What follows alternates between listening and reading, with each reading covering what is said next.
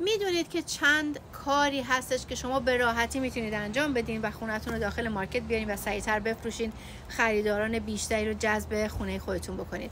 این دو تا پیکچری که این بالا میذارم دو تا خونه هستش که تو منطقه ما در یک زمان به مارکت اومد، اما یکیش سولد شده و اون یکی هنوز تو مارکت مونده. میدونم که تفاوت‌های اساسی داره، مثل تعداد اتاق‌ها و ابعاد زمین، اما اون یکی بیشتر به چشم اومد. چرا؟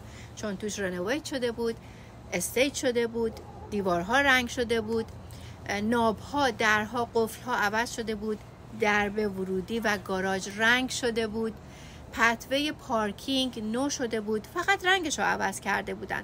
چمنکاری، گلکاری و بیرون خونه رو طوری درست کرده بودن که جذب بکنه بیننده رو.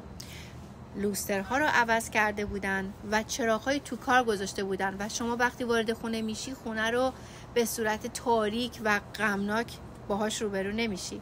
چراغ‌های تو کار، رنگ و دستشویی و سرویس بهداشتی رو نو کرده بودن. آشپزخونه که حرف اول رو میزنه کانترتاپ عوض شده بود.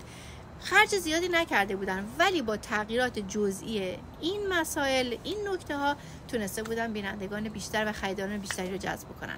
اگر ویدیوی منو دوست داشتین با دوستانشون شیر بکنید. اگر دوست این خونتون تو مارکت بیاد حتما با من تماس بگیرید. مواظب خودتون باشید.